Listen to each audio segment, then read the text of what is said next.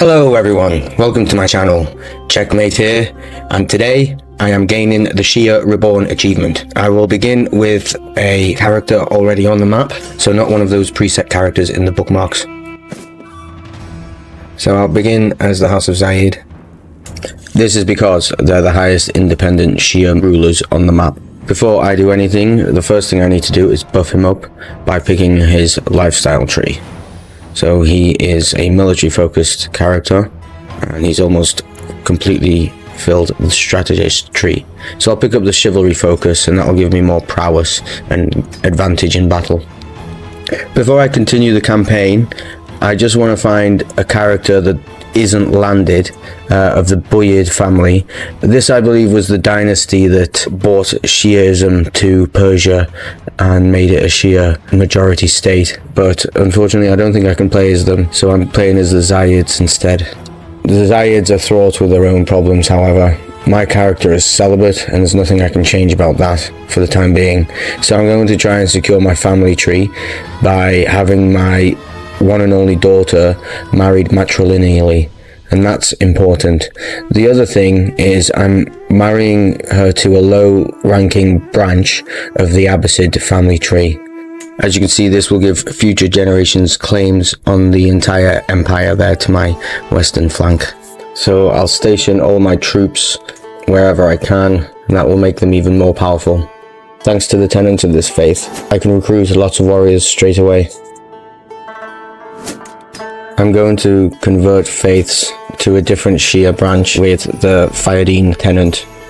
This is because concurrently in the background I'll be trying to get the Royal Flush Achievement, whereby using the Fayadin doctrine I have to eliminate a lowborn, a king and an emperor. So here we have Nazirism. I'm going to convert into that branch of the Shia faith. Okay, the mullah is now conducting rites, and then I'm going to send out my mufti to start converting the local region. But enough about the Royal Flush Achievement, because that will be next week's episode, so make sure you give yourself a ding-a-ling-a-ling-dong not to miss that episode. In the meantime, I'm going to focus on the task at hand and the Shia Reborn Achievement and sway my councillors. And the last preliminary on the agenda before hitting play for the first time in this campaign: always check the laws and upgrade it from autonomous vassals to pass limited crown authority. Obviously you get dislikes, but you'll get more control over your realm and more money, as well as levies. Alright, and play. All these crazy notifications straight away. This ruler is of the same faith as me, so I could spend a lot of time convincing him to join my cause and my realm, but I am celibate and time is of the essence, so I'm just going to declare war on him and gobble him up really quickly. It shouldn't be a problem. I am a military strategist after all. Okay, the Sword of Allah. I get to pick a new perk. I will pick up a Faithful Blade, as it gives a faith hostility advantage. And of course the war went as predicted. Victory was imminent.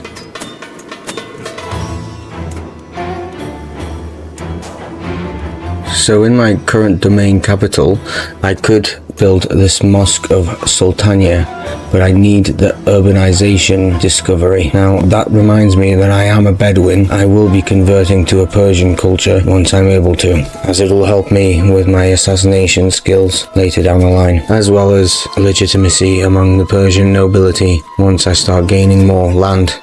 Point to note, the Tahirids and the Saffarids are locked into war, which is great.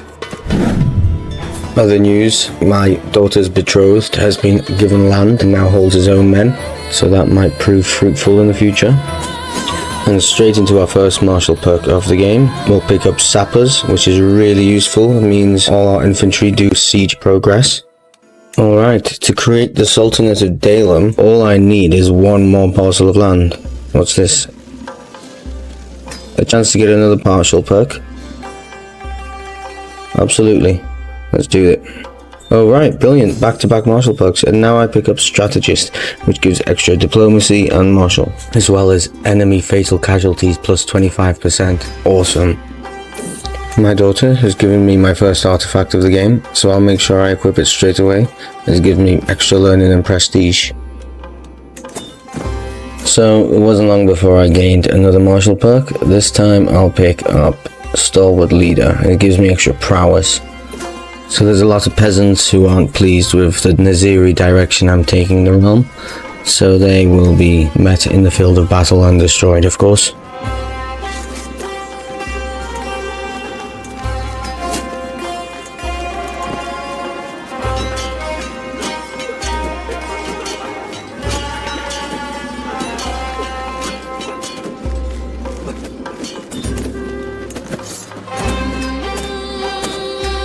And to finish off with, I will dispatch my marshal to the region to calm everything down.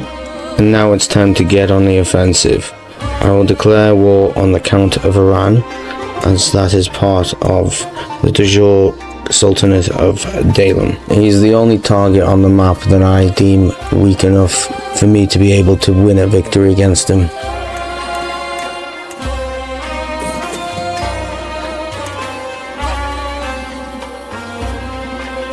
Wow, so this ended up being a real tough battle, but against all odds we pulled it through.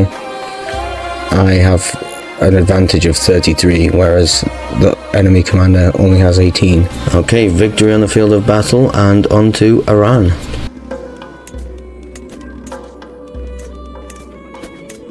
We have engaged in another battle outside the city gates, and again we managed to pull out a victory.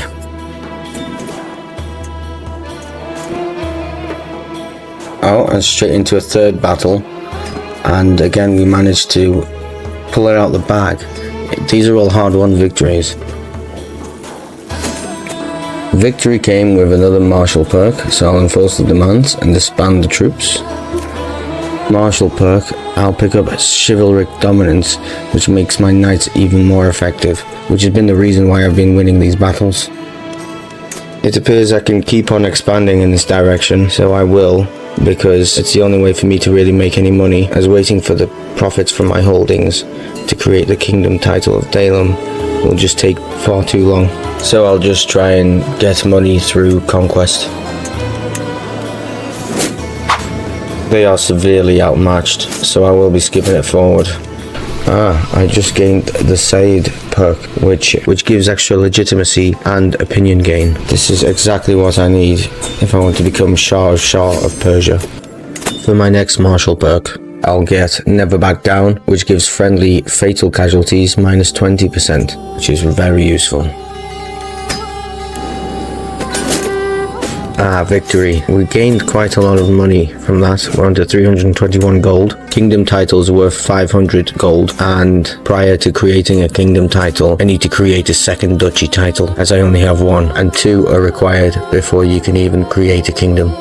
Unfortunately for the Abbasids, our rivals, their eastern vassals have drifted away and are no longer part of their realm, creating a sort of shatter zone here in the center of Persia. 2 of my allies have called me into wars. I'm going to pay lip service and accept. And I'm also going to declare my own war for this area along the west coast of the Caspian Sea.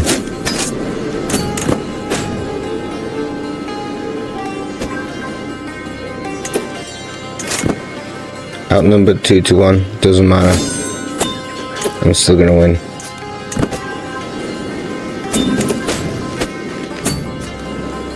Okay, after that spectacular battle, it's time to march on Shirvan. But look, we weren't the only ones eyeing up this prize. We have a 3-way war now, as the Tarahids are expanding into this region. So we'll have to defeat them somehow too. Excellent, my allies lost in the Sand Rebellion, and I won over here in the west. So I spoke too soon, as the enemy Tarahids did not want to fight us, and also made peace. I did have to parcel off the land to loyal vassals, as I couldn't keep a hold of it myself. Nevertheless, thanks to having my hands on this fertile region, my profits are about to explode. Next, I'll attack the isolated Christians, that no one will help up deep in the Caucasus regions here and make them part of my realm. I'm strong enough to declare war on them both at the same time. A quick look at succession will show that at the moment it's my brother who's my heir, and then his line will carry on. I still have my daughter's matrilineal line as a backup too. So victory there.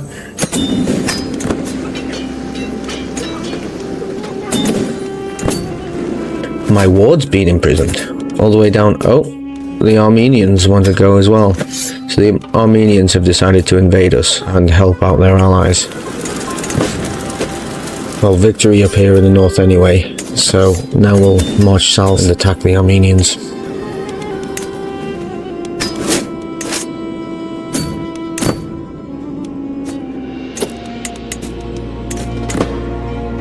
The king was leading his army. Okay, on to the capital now. And we're chasing back his army completely. Okay, we're going to hit them again right outside the city walls. It's a hard-won victory, and there you go. That was quick. Okay, now we have accumulated enough money, so it's time to create the Sultanate of Daylem. So it's Zayedid Sultanate now, and we must commence preparations for a coronation immediately. Okay, we have a swanky new royal court. I'm just going to put up my dynasty banner, all nice and pretty there. I'll take this time to hold court and stamp my authority. So this is a convenient offer. I give one of my knights a barony, and he converts it into a castle and renovates it.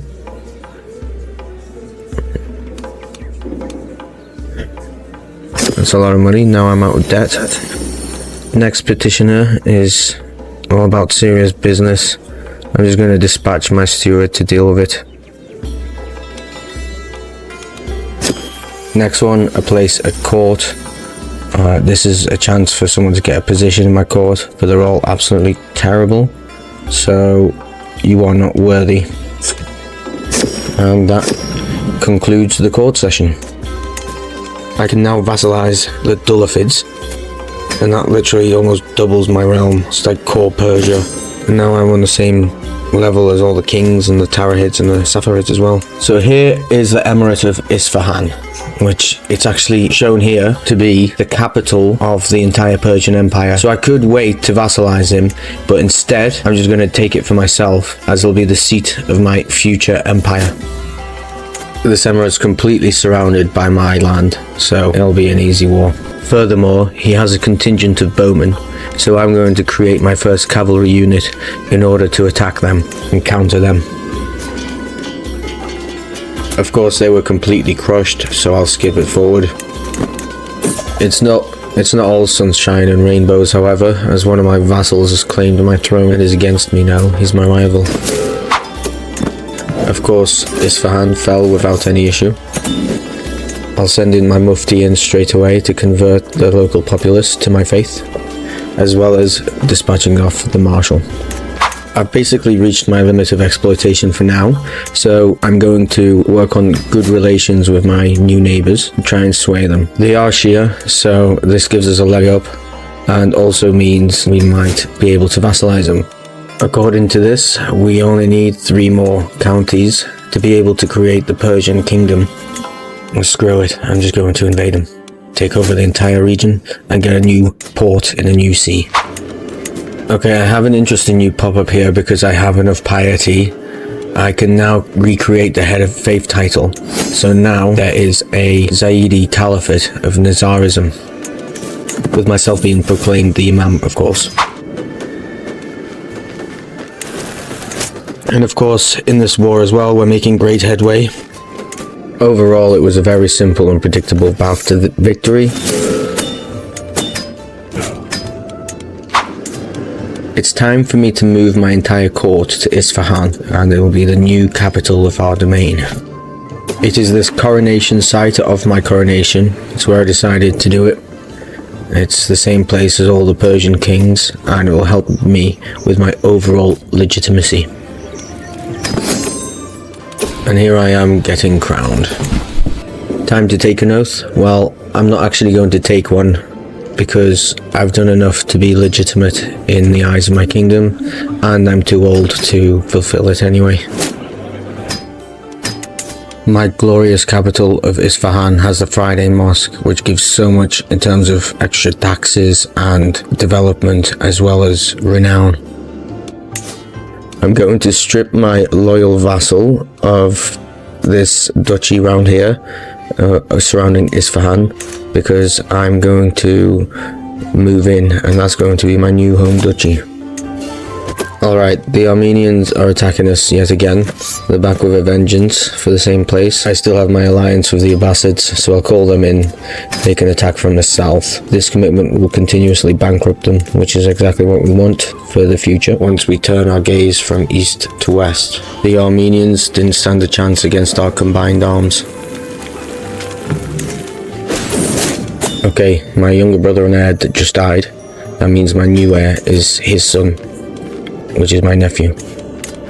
So I'll try and educate him a bit. And straight after, I died. Wow, so the whole previous generation is just wiped out in one. Okay, that's all my stats. I mean, it's not the worst position to start with. I think we're in a fairly good position. Whilst my brain is like a sponge, I'm going to begin learning languages. Irregardless of my misfortune, we're still victorious against the Armenians, which gives me a huge amount of prestige quite early on in life. Even though I can accept their peace offer, I'm not going to. I'm going to sack this city first, and hopefully this will stop them from ever attacking me again, and take as much gold as I can from them. Like so. All these war funds have enabled me to create the Emirate of Isfahan. Meanwhile, the eastern domains of the Abbasid realm continue to fray off. Oh, the Tarahids just lost all their vassals in the south, bordering my realm. And they seem all fairly weak, so I'm going to just gobble them up. Ah, brilliant. I've finally learned the Iranian language.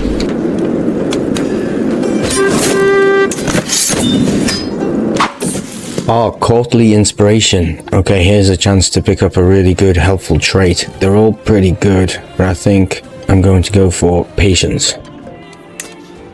These next two are allied to each other, so I might as well declare war on both of them at once.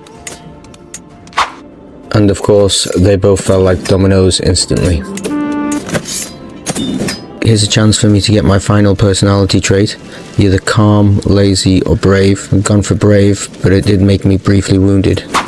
So I finally came of age, and that means I get to pick my lifestyle focus. I'll go for a strategy focus.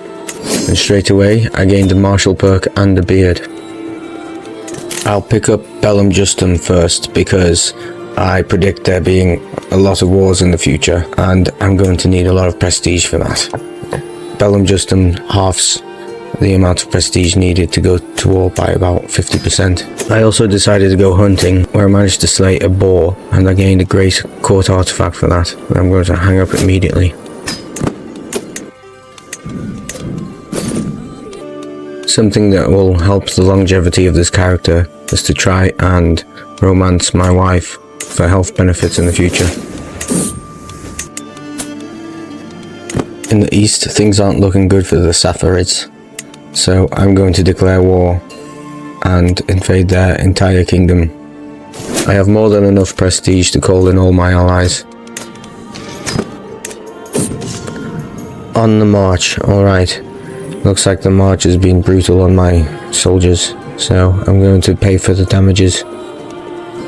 One of the requirements to take the Abbasid Humiliation and gain the Shia Reborn Achievement is to have enough piety and be a paragon of virtue. So I'm going to hire a high almoner here who gives me extra piety. On the march again, and I gained a martial perk. This time I'll get hit and run, as it increases the damage to my various infantry units.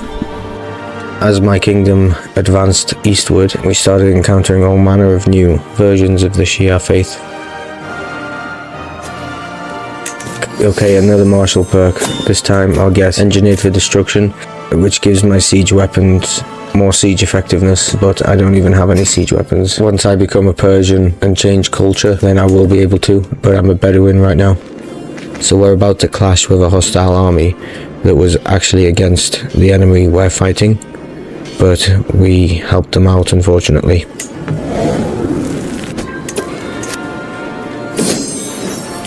Oh great, one of my wives gave birth to my first son, Prince Yusuf. So we've just taken over this siege.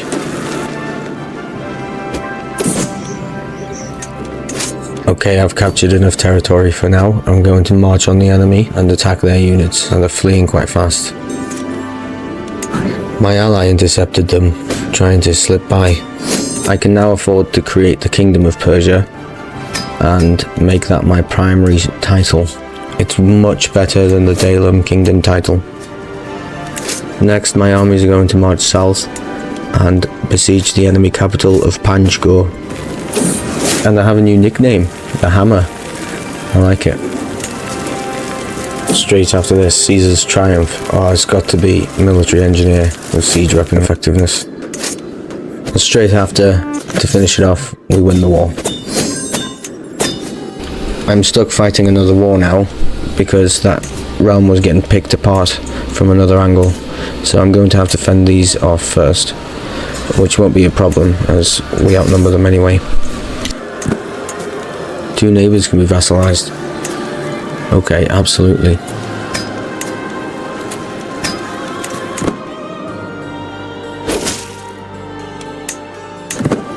I took back a lot of what they had besieged from the previous ruler and offered them white peace, and that was that. Okay, we're growing and we're looking strong and powerful now. So I'll turn my gaze northeast and attack the Tarahids. There's a huge manpower disparity. We outnumber them about 3-1 on our own. We also have a lot of allies that we'll be calling forth and invading them. They're severely weakened through years of invasions, and they're down to half strength. Okay, I've just gained another martial perk. This time I will go for envelopment, as it increases my army movement speed even more. They won't be able to run away from me.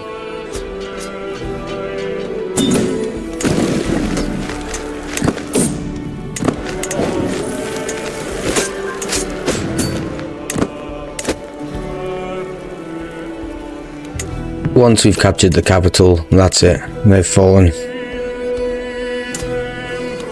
And it was as predicted. Victory.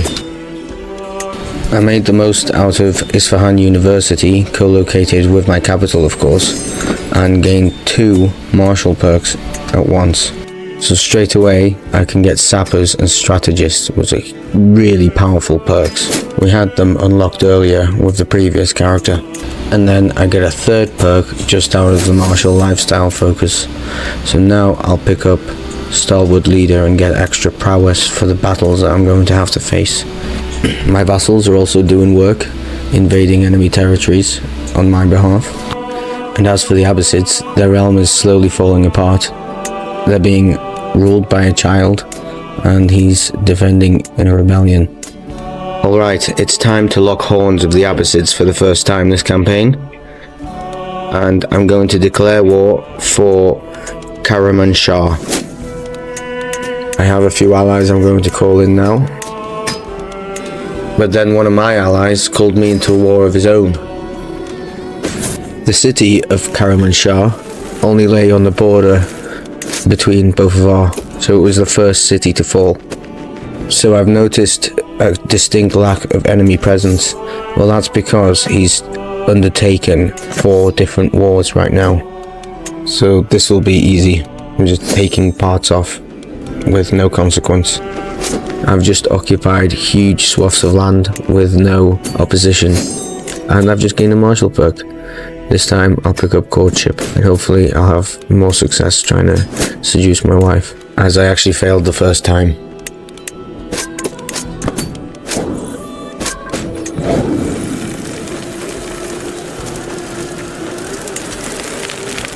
Well, we've stood toe to toe with the Abbasids and we've come out on top. This time around I was successful in gaining affection from my wife. I've become powerful enough to become dynasty head, and we're in the same dynasty as the Abbasids. So it looks like there's a new top dog in the neighborhood. I can now declare another war on the crumbling Abbasid Caliphate. I'm going to connect the two parts of my realm and capture this remote territory of the Abbasids. They'll have to go across hostile territory to get there, so I think I prefer my odds. Excellent, I can vassalize someone else around the Strait of Hormuz over here. We captured almost the entire region before the enemy army showed up, so I decided to quickly assault the last remaining cities to complete this campaign.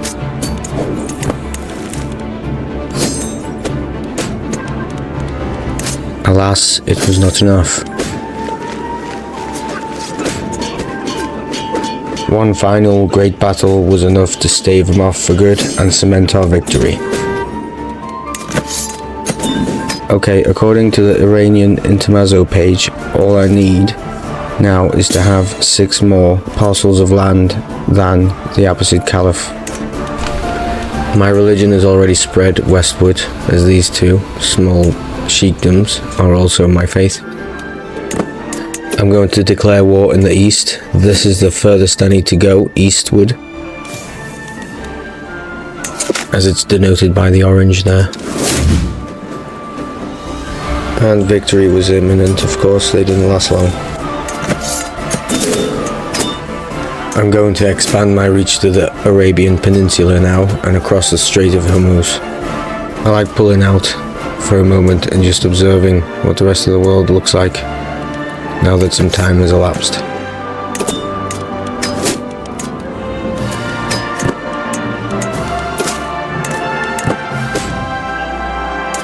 So it appears the Tigris River is about to flood, and that's going to mean many people are going to die. Most of the Tigris is actually on the side of the Abbasids, which is kind of okay for us. See all these people dying? This is actually useful. So now I'm going to step in straight away and provide flood relief, and it's going to make me look really good, give me lots of popular opinion. It costs me a lot of money, but I can afford it. And off the back of that flood, I'm going to declare war on the Abbasids. But do not fear, I will not let you sit through another one-sided conflict. I will be skipping it forward after I vassalize this individual in the east.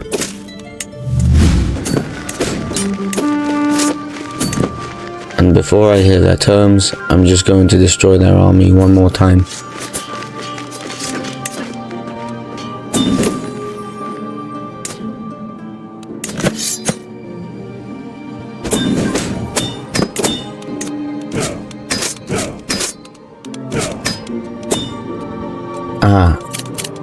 The time has come. I can also vassalize people in India over here. And I can now perform the Abbasid Humiliation. Okay, the fate of Persia rests in my hands. Nizari Ascension. The misguided Sunnis too long assumed the moribund Caliphate to be the highest authority of this world. Save God alone, how wrong they were. May God guide my rule.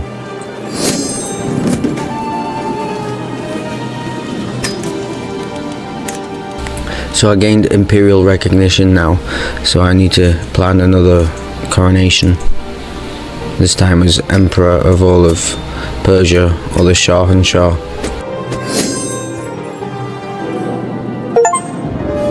There it is, Shia Reborn. I love that sound. So I've created a Shia Persia. Join me next time where I'll be getting the Royal Flush Achievement, whereby, using the Fayadeen Doctrine, I dispose of a lowborn, a king and an emperor. And before I finish up on this episode, I will be upgrading these dynasty legacies I inherited once my house took over the Abbasid dynasty house. And I'll go for the Guile route, as it will help me with my future assassinations, starting with Ominous Reputation, which will give me extra dread. Thank you very much for watching.